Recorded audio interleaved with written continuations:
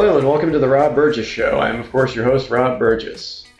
On this, our 297th episode, our guest is Patricia Martin. Patricia Martin is a cultural analyst, researcher, and speaker. Her work has been featured in Harvard Business Review, Huffington Post, the New York Times, Slate and Psyche Magazine. Author of 4 books, she holds an MFA in nonfiction from Bennington College, with postgraduate certifications from Duke University in medical narrative and Jungian theory at the Jung Institute of Chicago, where she teaches writing and hosts the psychology podcast Jung in the World. Her latest book, Will the Future Like You? Reflections on the Age of Hyper-reinvention, was published in March. A quick programming note. Due to a technical issue, I had to use the backup audio I recorded for this episode. While the quality isn't the best, I did try my best to make it listenable as possible in the editing process. And now on to the show. I'm fascinated to talk to you. I looked into a little bit of your own history, and you're a fascinating guy. Oh, well, thank you. I appreciate that. Yeah, I try to keep it interesting. I appreciate that. Well, you've certainly faced your share of crossroads, that's for sure. Oh, definitely. Yeah, all the time, for sure. But yeah, you talk about that in your book, and I guess we'll get to that. I finished it last night, so eager to talk to you here. For people who don't know who you are, can you go ahead and tell us a little bit about yourself here? Sure.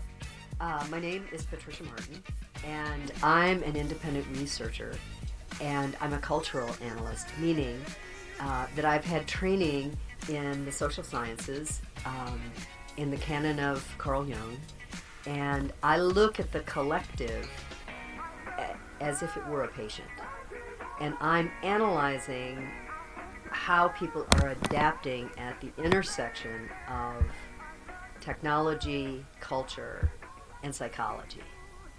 And I began a research project 10 years ago. And I was just curious what the age of the internet was doing to the human psyche.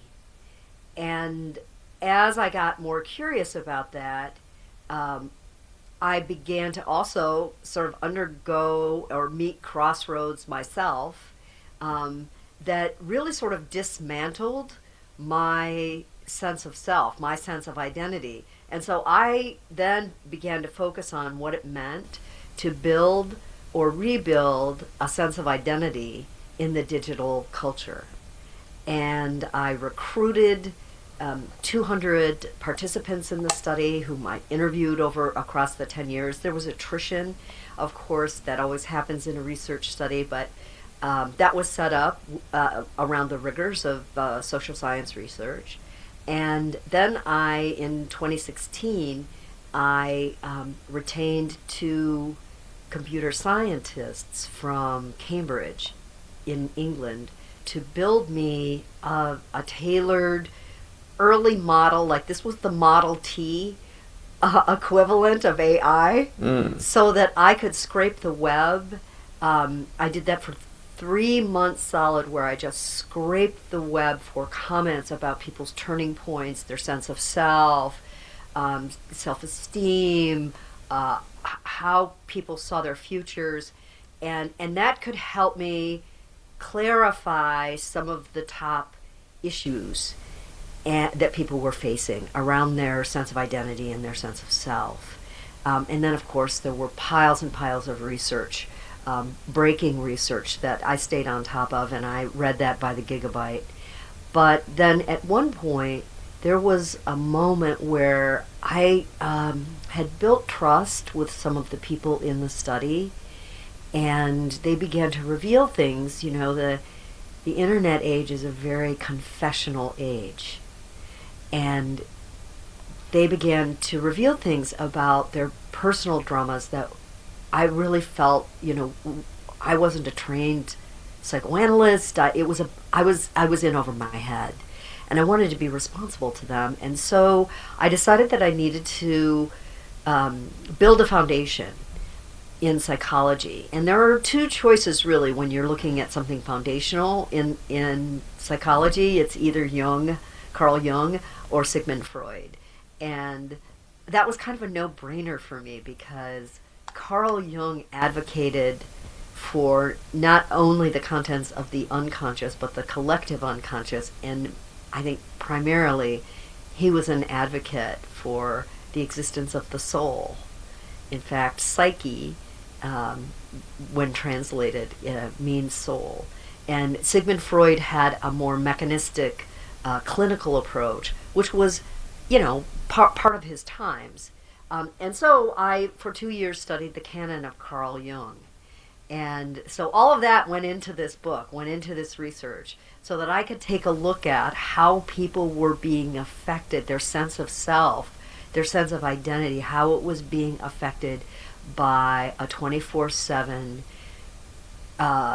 relentless churn where people were beginning to create a variety of selves that then they began to push out. They sort of became the locus of an entire constellation of selves, all of which had slightly different voices and existed on different platforms. And this was unique to our times and unprecedented, in fact, in history. And so I talk a little bit in the book about that as well, like what this transition, this cultural moment, really means for us as a society.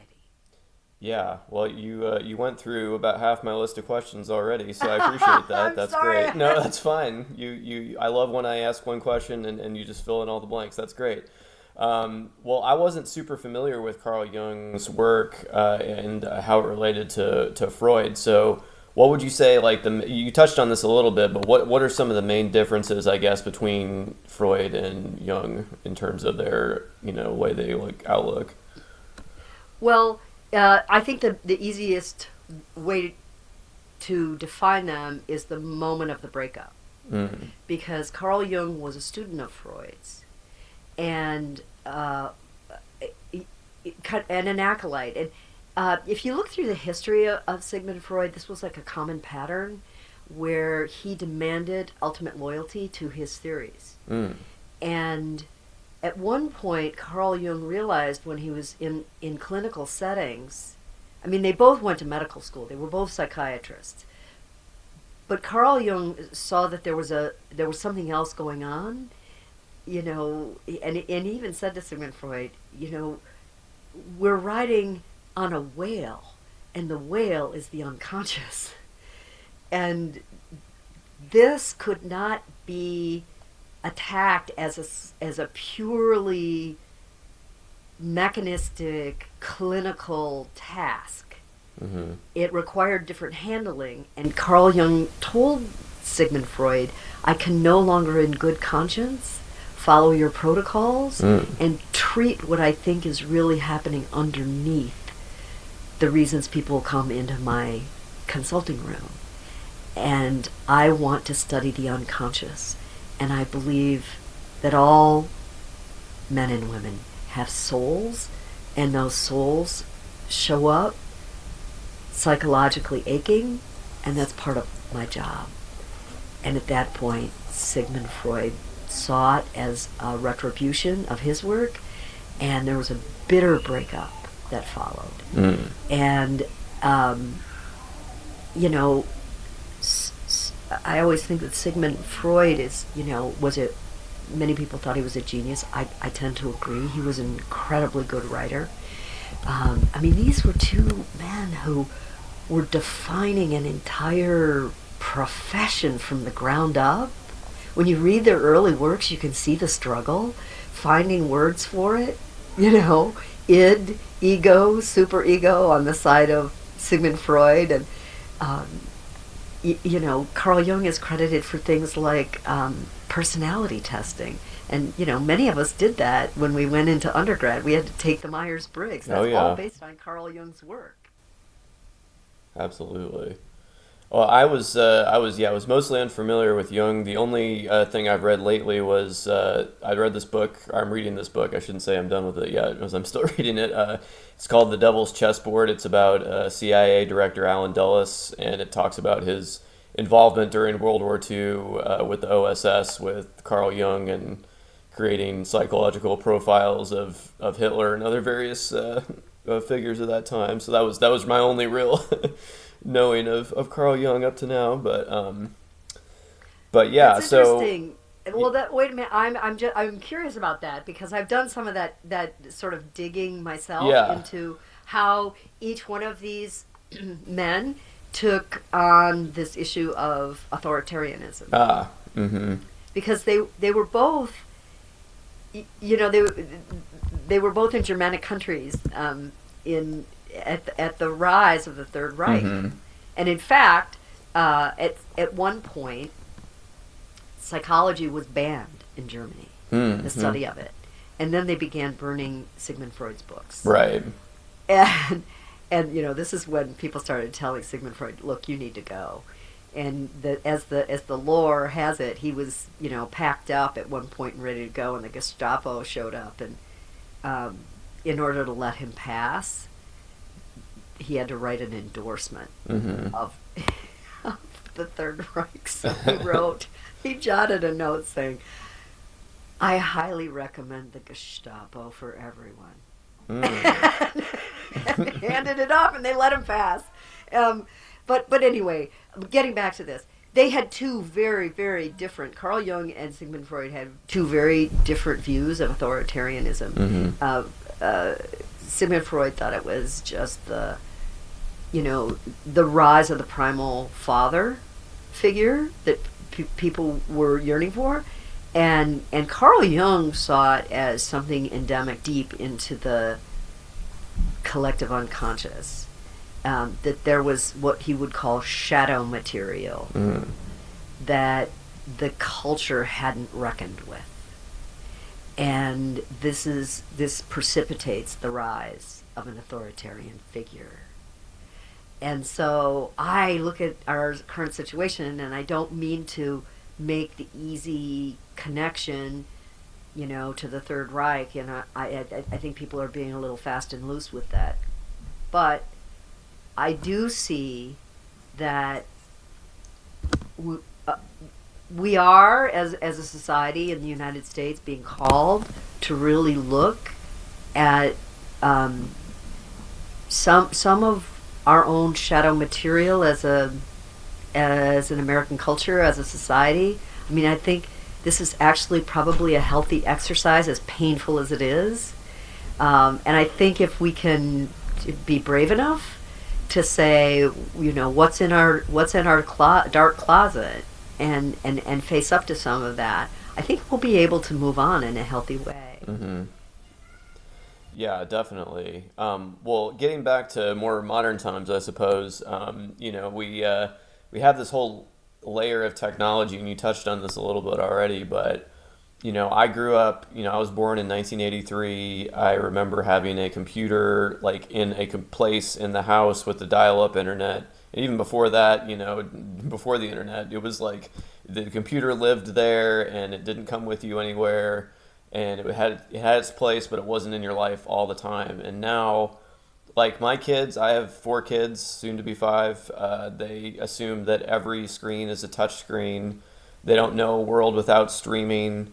You know what I mean? They're digitally native, I guess you would say, as the term goes. This idea of identity and your sense of self, it's just so different now than even it was when I was growing up. I often joke that it probably used to be a lot easier for people to have a second family 2 towns over, in the 50s, and no one would know about it as long as people didn't run into each other. And now it's you'd never, I don't know how you'd pull that kind of thing off today. Everything's so mixed, but I have so many identities, I guess, online. I do this podcast. I have my job separate from this podcast. I'm a husband. I'm a father. I do all these other. I play guitar with my friends. These are all different identities I have, and they're all informed with this layer of technology. And you talk about this identity. You called it identity fog, I think. And it's how do I keep all these identities straight? Am I posting one thing on this social network and not the other? Who am I today, and what part of the day am I which? It seems very schizophrenic a lot of the times, and I think technology has a lot to do with that. But Well, yeah. So this is I talk about this as persona fog. So Oh, sorry, persona is fog. There you go. that outer layer of the psyche. It is the thinnest. It is the most fragile, and it has a purpose. It's in technology terms, the psyche, the self, is the operating system, and the persona is the GUI interface between you and the society. And it has useful functions, but it was never intended to be put through the rigors that we're putting it through now, where so much of who we are gets defined by that external layer. So, how I look at this is to say, well, if the 20th century was about the search for self across literature, the 21st is about the performance of self. And that's a different proposition. And so what's starting to happen based on my research is I started to see more and more distance created between people's inner knowing, their sort of sense of who they were, versus the performance of who they wanted to be, or the algorithm rewarded them for being. So they were in this sort of, daily editorial process based on their likes and shares, and they would even suppress parts of themselves that really were defining if they didn't get enough numbers. And so, I think what's interesting about this, Rob, is that we're entering the age of AI. It's perched on the horizon. And what is really clear, if you consume enough online media, you can tell already that performative layer is going to be automated. And for people who have built nothing underneath it, that will be a difficult future. I think the people who are going to thrive are the people who have stayed engaged with that. Yeah, absolutely. Well, that's going to be a luxury item, I assume, going forward, that real sense of self, and I did want to talk about AI and how this all figures into it. You talk about people having relationships with their chatbots, which I just think is such a sad concept, honestly. I guess it's good if people aren't lonely anymore, but then people, they do an update on one of these chatbots and they lose their partner, and it's like, oh no, and it feels like a death to these people, and I'm sure it does feel that way if you've poured that much into it, but that's a whole nother thing that, no one had to deal with before now. But okay, this is a very interesting dynamic to me, and there are a couple of things that I think are important about it. About how AI is currently being used, and how it is currently coded. So the thing about AI is, and I have to admit, I only use, pretty exclusively, I use one kind of artificial intelligence. I just find it's easier. I don't want to be on that big of a learning curve across a bunch of different platforms. So I have come to notice a couple of things. So one of the things that the algorithm did and was coded to do, this is pre-AI, was something called intermittent reinforcement. And it elevated our engagement. There's scientific research on this, that people, when they are in relationships, for instance, when they are shown intermittent reinforcement, or, this goes back to Skinner and the rats in the maze, they will continue, it becomes addictive, trying to figure out what you have to do to get what you want, to get the treat, to get the numbers, to get the adulation. And so people, I tracked this over the last 5 years, and there have been 10 major adjustments in the key algorithms where people's online personas, the bottom fell out. One day, their videos have 15,000 downloads or looks, and the next day nothing. And so people began to mistrust the algorithms. And what AI is built on is to build trust back. So part of how it does that is through encouragement. Because we're more lonely, because we're working more in isolation. I mean, especially post-COVID, right? You and I are talking on Zoom. We're engaged in a way that really you don't have to go outside your door. You can order your groceries and have those delivered. And so naturally people got lonely, and the robot, this is what I call AI, the robot is starting to become relational. And I've had to train my robot how to talk to me. Because, the first couple of months I was using it pretty actively, never to write. I don't write using it. I'm a union writer, and we had to sign a pledge saying we would never write. Oh, good. Published work. Yeah, I was happy to sign it. But I do research. It's really a handy tool for that. And I would get these like love bomby remarks from the robot, like, "Oh, that's really a genius concept, Patricia," and you know what I mean.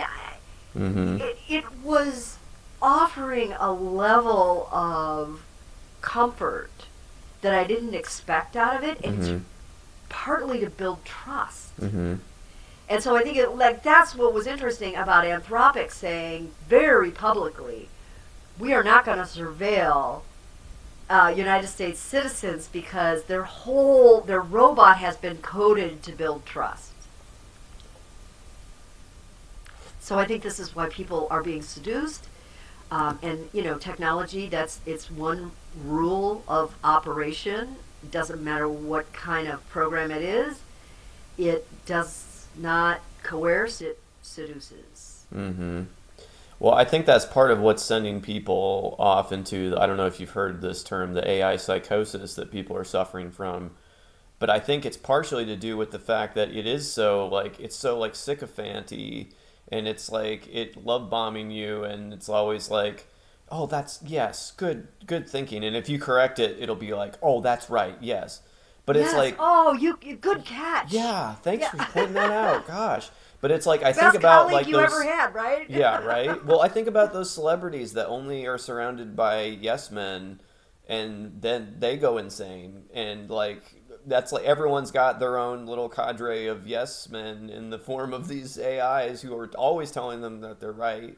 And it's like, that's why people think they've like bent the laws of physics or like transcended, reality or whatever, is because it's never going to tell you no. It's just going to keep gassing you up. You know what I mean? No matter how terrible your ideas are. So. Right. And imagine now there's going to be a generation of kids who have worked using this, and they're entering the workforce. Yeah. And, and I talk about the fragility in general of operating out of the persona, because it does make people fragile. It makes it harder for them to get to receive feedback, even in the most constructive ways. And so another kind of, I'll use a popular term, superpower, I would call it, is endurance. Like, as we enter this age, we're going to see industry entirely disrupted. I mean, if we thought the internet age was disruptive, I don't think we've seen anything yet. It's hard to have an imagination, and it's also kind of scary to me that tech has been so quiet about what this all means. Usually, when they're trying to iterate technology, they'll come out and show you different versions, like develop early adopters, have a plan for iterating, tell you why it's of benefit. And there's been a lot of secrecy around this. And I think that's by design. Everybody knows how to launch a tech product. So I think what we're going to see is that the more fragile people have become, because they have depended so much on that adulation, they have built their identities very much from the persona, to the point where it is fogged over that inner knowing, that inner self, and they have trouble accessing it. But the good news is that this is structural more than it is psychological. The people I talked to who were having psychological symptoms, it was really, I just ascertained in the end, it was the self pounding on the noise floor to say, pay attention, I'm still here. Mm-hmm. The self is indestructible. I mean, unless you have a serious schizophrenia. Mm-hmm. And so it does contain a guidance system. It does know where it wants to take you. And when you talk to people who are in the later part of life, they look over their lives and they say, I didn't realize it was a plan, but it was a plan.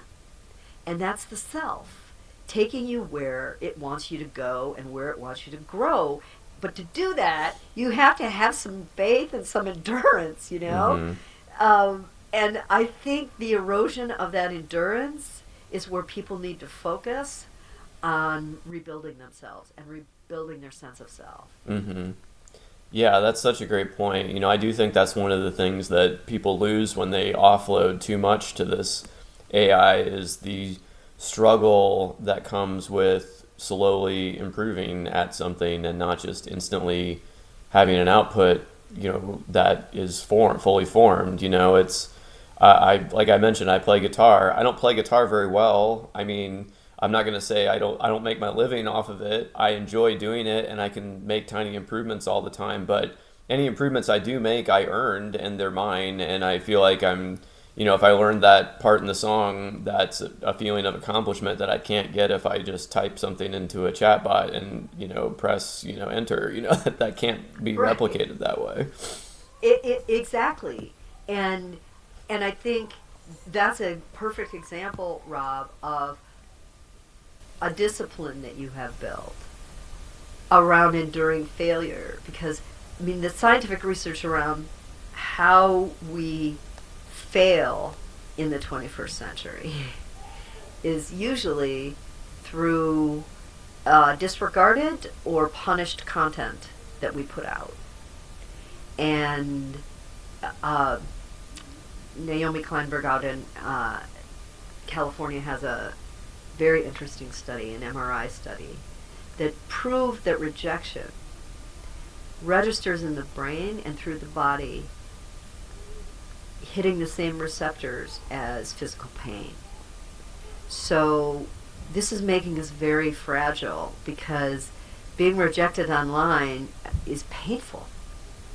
And I think about the careers that are going to be upended. I think about the number of crossroads people are going to face. And I wonder to myself, if people are really ready for this. Have they prepared themselves for this? And when I wrote the book, I didn't think of it as a prepper's guide, kind of, to the AI age, the psychological prepper's guide. But I'm seeing more and more that people are unaware of what they've lost. And I think that is also structural. I think that has been coded in.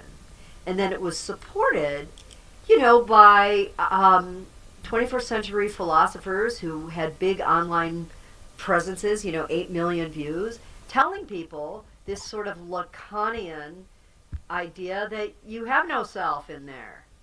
It's all performance. And that was really convenient because people felt like there was nothing at stake. Mm-hmm. And I beg to differ. Yeah, absolutely. Well, I mentioned I have kids, and I try to keep them away from technology as much as I can. That's my only solution thus far, but eventually they're going to have to come into contact with the internet and AI and all these things, and I'm not looking forward to that. What can people do to prepare the next generation for, what is and what's to come, and how do they form their sense of identity outside of this matrix that we've built? Yeah, it's a great question that I do get asked this quite a bit, because I do think it's fair for parents to be genuinely concerned. And I think a couple of things are true. One, I think unsupervised screen time is a very bad idea. Mm-hmm. I think another aspect of that, people will push back on that and say, I can't control that. And I think to myself, okay, because I was a mother myself, and I'm not judging other parents. It's a hard job, and I think by and large, parents are doing the best job they can. But I think part of the resistance to setting some boundaries around screen time usage is the fallout in the relationship. Meaning the boundary has been set, now there's a fight, there's pushback, and I want to take people to a psychiatrist, a child psychiatrist, Donald Winnicott, who suffered he studied how infants and toddlers suffer disappointment. And what he discovered is, and this is how he came up with the good enough mother theory, that after the child gets to a certain age, the job of the mother is to allow the child to have consequences and to allow the world to break down sometimes around the child, because then the child decides on his or her own which pieces they're going to pick up and which pieces will become who they are and which no longer matter anymore. And it's an opportunity that I don't think parents fully understand, is to set a boundary around screen time that is going to maybe create a fissure in the relationship temporarily. But this is how the mother or the father sort of removes themselves from the monitoring of every move and just sets a general boundary and allows the child to break down around it, and it's an okay thing. Mm-hmm. And then I think the final thing I would say about it is, one of the things I studied is just how disembodied we've become. And because especially at adolescence, it's a huge window, it's a threshold into identity formation. And so it's a pivotal time, and yet, because teens spend so much time on screen, they're out of body. They're not fully attuned somatically to who they are. And so I encourage parents not to outsource their rearing by signing them up for a lot of sports, so much as to say, play outside. Mm-hmm. We're gonna spend an hour as a family just like drawing. Everybody, we're gonna draw a Christmas card to grandma. You know what I mean? Like, learning a penmanship, believe it or not, is starting to come back, and that's a really good exercise, because it not only physicalizes language, which is developmental, but it also connects to a different part of the brain than the part of the brain that gets used on screen. Mm-hmm. So, what you want your kids in that hippocampus where they're, it's a matrix, and they can connect ideas, and they can have nuanced thinking. That's where you want them. Yeah. That's not where the screen takes them. Yeah. Well, I like how in public all these tech bros, titans of industry, are all pro the technology, but then when it's time for them to send their kids to a school, it's always the screen-free, you know what I mean, Montessori, whatever. It's like, okay, well, we see where you think personally that the value lies, huh? So. Right. And when they're asked, do you let your kids use screens? And they're like, no. Oh, no, heavens no. I wouldn't do that. Yeah. Why would you ever do that? Yeah, and I believe that this will be yet another class structure that emerges in the 21st century. Yes. So the peasants will be scrolling. Yep. 100%. Yeah, that's the new luxury item, I say. Right. And so I just want to, Rob, feel like, how do you countervail? People also ask me, like, how do you countervail these bigger forces?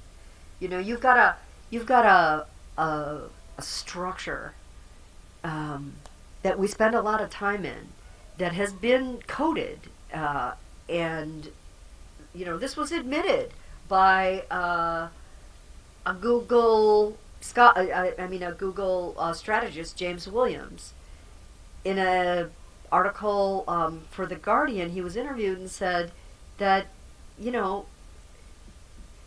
Google was coded to reduce human will. And so if there are three legs to the stool of identity, one is how people see us, and the other is how we see ourselves, and the third is our will to become who we choose to be. So that third leg has been rendered incapacitated.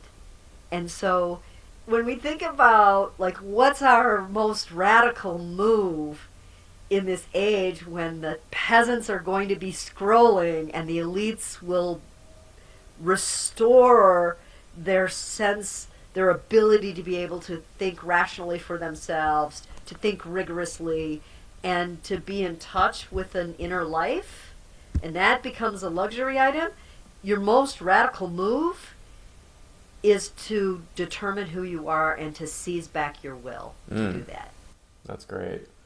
Well, time flies, and we've only got 4 minutes left, it looks like. But thank you for coming on and talking about all this. We could talk about this for much longer, and you're welcome to come back anytime. I'm sure we'd have more to talk about. Is there anything else you want people to know about this book that we haven't talked about yet, real quick? I wrote this book.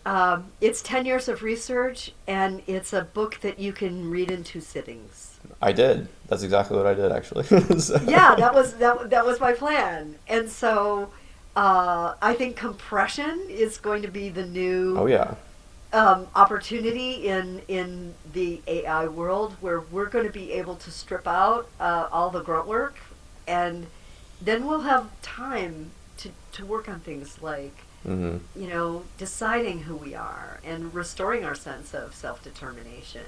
And so I am optimistic, actually. And so I encourage people to start thinking for themselves and not let the algorithms decide who you are. Mm-hmm. Yep, throw your phone in the river. I like it. But that's great. That's the takeaway here. That's what people should get from this. No, I'm kidding. But thank you again. Last question that I always ask, though: what music have you been listening to lately?